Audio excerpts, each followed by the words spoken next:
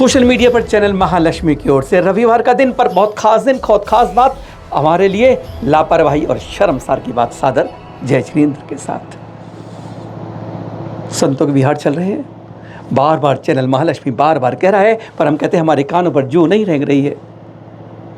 2 घटनाएं और 2 मृत्यु, 2 वरिष्ठ संतों की 2 आचार्य। कल्पना कर सकते हैं?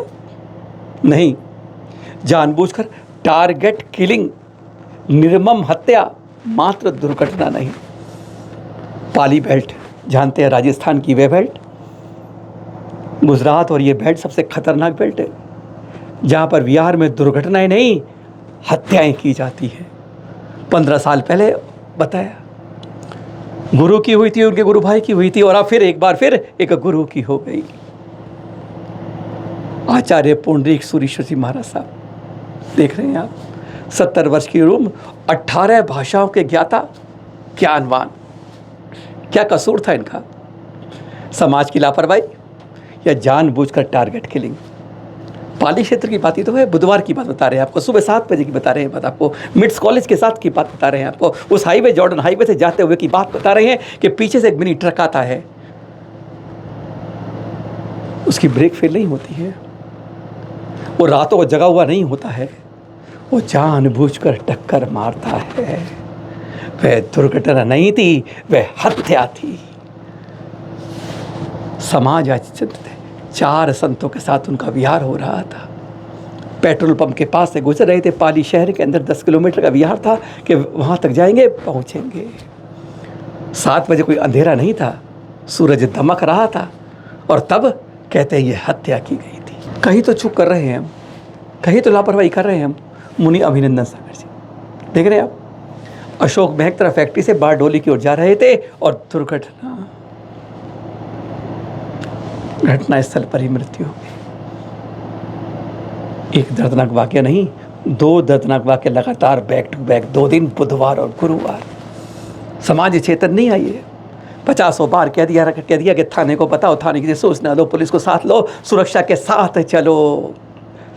यह संतों की जो कहते हैं ना अतुलनीय संपत्ति है हमारी, इसे यूं ही खोते रहे तो लापरवाही का तमाचा हमारे गाल पर लगाने के लिए कोई बाहर का नहीं है। हत्याएं करने वाला साथ में आ रहा है, पर हम उन हत्यारों से रोकने के लिए हम जिम्मेदार हैं। पुलिस कुछ भी कहती रहे, 15 साल पहले भी यहाँ पर 2 संतों की हत्या हुई थी। हत्या कह रहे हैं हम, ये फाइल चली थी, गिरफ्तार हुए थे, रिहा हो गए थे। अब भी यही होगा, क्योंकि हमारे संत के साथ समाज का कोई संबंध नहीं है। श्रद्धांजलि देंगे, विनयाजलि देंगे, गुणगान करेंगे, बस, लेकिन उस कार्यवाही को उस जगह नहीं पहुंचा पाएंगे मुकाम तक कि अगली बार वह गलती नहीं हो। देख रहे हैं, पुलिस लगी है, जांच कर रही है। ट्रक चालक भाग गया था, वो मिनी ट्रक वाला, पुलिस ने पकड़ लिया, गिरफ्तार हो गया। गिरफ्तार के बाद समाज इधर जाएगा, फाइल उधर जाएगी, और वो जमानत पर रिहा होकर फाइल बंद हो जाएगी। ये कड़वा सच है जैन समाज के साथ। अपने संतों को खोने के लिए हमारे पास बहुत कुछ नहीं, ये हत्या का सिलसिला चलता रहता है, लगातार चलता रहता है। हम में से कोई इसको रोक नहीं पाता, हिम्मत ही नहीं है हमारे अंदर, इतने कायर है कि हम संतों का सुरक्षित विहार नहीं कर सकते।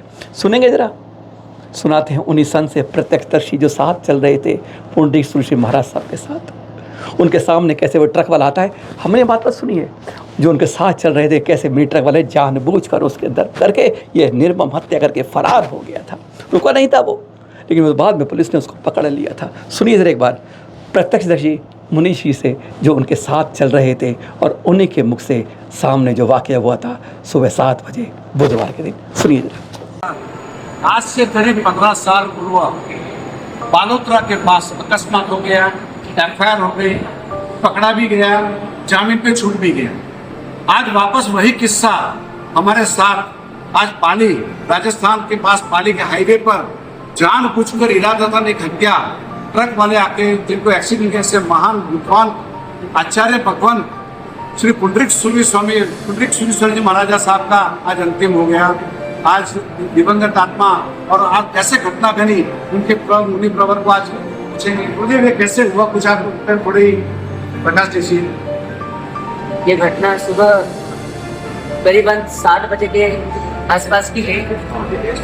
जब हम विहार कर रहे थे और गुरुदेव रोड के नीचे चल रहे थे और हम इसके प्रत्यक्षदर्शी है कि हमने देखा कि एक ट्रक वाला पीछे से आ रहा है और उसने जानबूझकर गुरुदेव को टक्कर मारी और इस वजह से हमारे गुरुदेव हमारा साथ छोड़कर चले गए। और हम ये प्रत्यक्षदर्शी हमने देखा है कि ये कोई अकस्मात नहीं है, ये कोई दुर्घटना नहीं है, ये जानबूझकर किया गया एक षड्यंत्र है, एक हत्या है। हम चाहते हैं, सरकार की तरफ से भी चाहते हैं और जो संस्थाओं की तरफ से हम चाहते हैं कि इसकी सघन जांच हो और उस जांच में इसकी तह तक जाया जाए कि ऐसा बार बार जैन साधुओं के साथ क्यों हो रहा है, क्यों उनकी दुर्घटनाएं हो रही है, क्यों उनको इस तरह से रोड पर चलते हुए कुचला जा रहा है। तो हमारी इतनी ही गुजारिश है कि जिस तरह से यह घटना हमारे साथ पहली बार नहीं घटी है। आज से 15 साल पूर्व भी हमारे गुरुदेव और मेरे भाई महाराज दोनों उस घटना के अंदर उनका भी काल धर्म हुआ था, उनका भी स्वर्गवास हुआ था। और आज बराबर 15 साल के बाद फिर से यही घटना घटी और मेरे गुरुदेव का आज हम सबका गुरुदेव से विरह हुआ। तो हम चाहते हैं कि इसकी तह तक जांच हो और इसके पीछे सभी संस्था काम पे लग जाए, जिससे आगे से इसे कोई भी ये हत्या है, टारगेट किलिंग है। जानबूझकर घोड़ से नीचे उतरकर हत्या करके वापस भाग जाना, ये अपने आप में बता रहा है कि टारगेट किलिंग करके पूछे गुरुदेव को 1 by 1 एक आचार्य, एक उनके गुरु को 15 साल पहले, बाद में इसका किया गया और वो भी जामीन पे छूट भी गया, उस पर कुछ भी नहीं हुआ। भारतीय संविधान के कायदे के ऊपर विश्वास रखते हुए बात करते हैं, मगर इसके पर तहकीकात करनी चाहिए, सीआईडी के क्राइम ब्रांच से करनी चाहिए और इसके तह में जाना चाहिए कि इसके पीछे किसका हाथ है। बस हम यही चाहते हैं कि इसकी जांच हो, जो व्यक्ति ये पकड़ा गया है या वो उस व्यक्ति के ऊपर कठिन से कठिन कार्यवाही हो और वो किसकी शह से उसने कार्य किया है वहां तक इसकी तहकीकात होनी चाहिए। हमारी यही गुजारिश है। गुरुदेव समस्त पारी जैन संघ यहाँ पर विराजमान है, साथ में सतगुरु भगवंत यहाँ पर विराजमान है, साथ में समस्त भारत आज सोशल मीडिया पर है, समस्त भारतवर्ष चिंतित है कि ऐसे हमारे गुरुदेव के साथ क्या हुआ।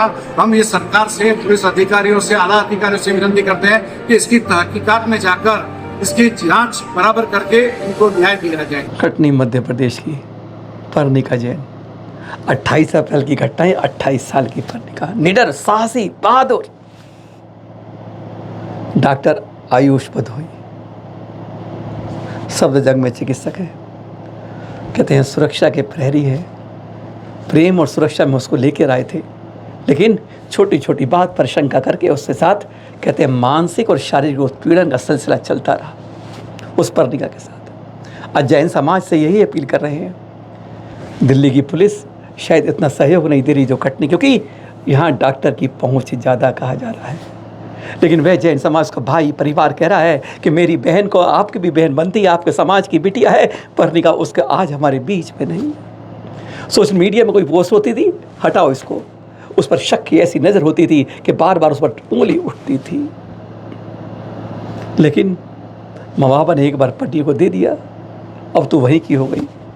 उसने कई बार शिकायत की इस बारे में, लेकिन निडर साहसी थी, पर वो निडरता कहाँ आई कि मृत्यु के अंदर आज उसे क्या उसका न्याय नहीं मिलना चाहिए? अगर गलत है तो उसके बारे में, चाहे वह डॉक्टर हो या कोई और हो, चाहे वो वकील हो या कुछ और हो, अगर गलत किया है तो उसके बारे में जांच पूरी होनी चाहिए। मैं ये नहीं कह देना कि ये सुसाइड हो गया है, मैं ये नहीं है, कहीं ना कहीं उसको मजबूरी किया गया। क्या है, पर्णिका आज 28, परिवार वाले कहते हैं इतनी साहसी, इतनी तेज थी, इतनी निडर थी, साहसी थी, पर उस पर शक किया और मानसिक उत्पीड़न के साथ, शारीरिक उत्पीड़न के साथ वह टूट गई थी। आज समाज से यही अपील कर रहे हैं, कोई नहीं, ना दिल्ली का समाज सुन रहा, ना एमपी का समाज सुन रहा, पुलिस उनके साथ नहीं है, फाइल बंद करने को है, पर पर्णिका के एक बारे में, कम से कम इस बिटिया के बारे में समाज चिंता तो कर सकता है।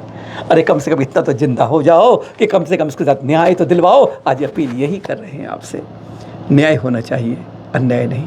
पतंजलि विद्यापीठ बाबा रामदेव कहते हैं योग गुरु पर ऊर्जा का असली राज दृश्य देख रहे हैं आप। आचार्य श्री प्रसन्न सागर जी के पाद प्रक्षालन, कहते यह ऊर्जा वहाँ से खिंचकर मेरे पर आती है और मैं योगा का गुरु बनकर पूरी दुनिया को आज देशी उत्पादों से दुनिया को जोड़ाते हैं। धन्य हो जाते हैं जब एक कहने वाले संत,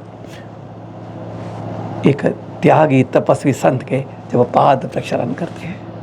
धन्य है दृश्य ऐसे जब होते हैं, गदगद हो जाते हैं। कहते हैं बाल किशन जी और ये पूरी विद्यापीठी कहते हैं नतमस्तक हो जाती है जब यहाँ पर आचार्य प्रसन्न सागर जी का प्रवेश हुआ था। दृश्य वो देख रहे हैं। पतंजलि विद्यापीठ के अंदर आचार्य ऋषि का हुआ प्रवेश और फिर कहते हैं आशीर्वाद से सम्मान भी मिलता है। कहते हैं एक पंथ नहीं दो काज साथ मिलता है। दृश्य हैं ऐसे जो यादगार स्मरणीय रहेंगे। कहते हैं पतंजलि विद्यापीठ में बरसों तक यह चित्र लगे रहेंगे। ऐनापुर बेलगांव जिले बात कर रहे हैं आपसे।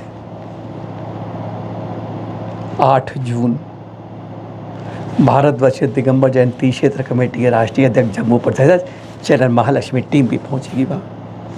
1 लाख जैन समाज इकट्ठा होगा। आचार्य गुरुधरनंदी जी और दक्षिण के सभी भट्टारक स्वामी जी भी। एक आवाज़ जैन समाज को बचाने के लिए, जैन समाज की अपील जन जन तक सरकार तक पहुंचाने के लिए राज्यपाल थावरचंद गहलोत जी के सामने ज्ञापन के साथ साथ बात होगी। जैनों की मांगे होंगी।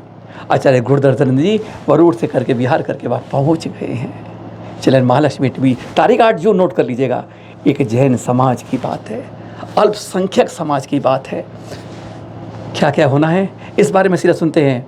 उस दिन तीर्थ सुरक्षा की बात भी होगी। पर हाँ, आचार्य गुरुधरनंद जी बता रहे हैं उसमें कि 8 जून 1 लाख लोगों के साथ क्या होगा जैन समाज के लिए। सुनते हैं जरा उन्हीं के श्रीमुख से। 8 जून को एक बृहद विशाल विराट 1 लाख लोग इकट्ठा होकर के सरकार के सामने हमने कुछ मांगे रखी है। सबसे पहला मांग ये है, अल्पसंख्यक समुदाय है हम, और हमारे अल्पसंख्यक समुदाय के अंदर जैन छोटे छोटे कास्टों को निगमंडल की स्थापना हुई है, पर हमारे साथ सरासर अन्याय हुआ है। और वह जो है 8 जून को एक विशाल 1 लाख इकट्ठा होकर के एक आयोजना करके राज्यपाल के हाथों के द्वारा ये हमारे अन्याय का एक लेटर पत्र आवेदन देंगे।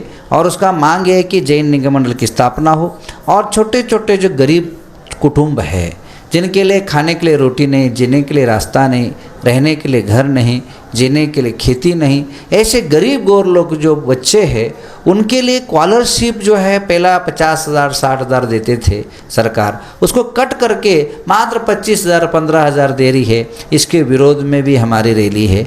इसी प्रकार हमारा जो है अल्पसंख्यक होने के कारण और हमारा जो पवित्र स्थान है, पवित्र स्थान सम्मेद शिखर है जहाँ 2400 तीर्थंकर मोक्ष गए हैं, जहाँ हम लोग अपने आप को वहाँ जाकर के धन्य और पवित्र मानते हैं, अपने जीवन को सफल मानते हैं। और जैन समाज का हर बंदा जो है हर साल यहाँ एक जीवन में एक बार भी जा कर के अपने आप को पवित्रता अनुभव करता है। ऐसे सम्मेद शिखर के लिए हमारे गरीब बच्चों के लिए, गरीब महिलाओं के लिए, गरीब पुरुषों के लिए यात्रा निःशुल्क हो। जैसे हज की व्यवस्था के लिए यात्रा है 50-60 हज़ार मिलता है, वैसे हमारा बहुत ज़्यादा खर्चा नहीं है। इंडिया में घूमना है, इंडिया से ट्रेन जाता है, वहाँ जो है बस की सुविधा है। गवर्नमेंट के तरफ से हमें वह हमारा हक चाहिए और हमें जो है शिखर जी यात्रा निःशुल्क होना चाहिए, ये भावना भार है।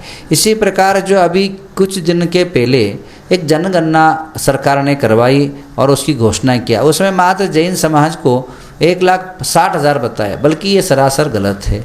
क्योंकि हमारी जनसंख्या कर्नाटक के अंदर लगभग 20 लाख के करीब है। तो 20 लाख को अगर आप 1,60,000 में सीमित कर रहे हैं, जबकि अल्पसंख्यक मिनिस्टर ने जो है विधानसभा में कबूल किया कि जैन समाज 20 लाख है, तो भी जो है हमारे साथ गलत बर्ताव हो रहा है। इसके अन्याय के विरुद्ध में एक बहुत बड़ा सभा सारे भट्टारक, सारे सन्यासी लोग इकट्ठा करके यह एक 8 जून को रविवार को किया जा रहा है महासमावेश जैन सम्मेलन। जैन जाति है, जैन धर्म है, जैन संप्रदाय है, ये खबर बता रही है। अभी सरकार जातियों के बारे में सूची बनाएगी।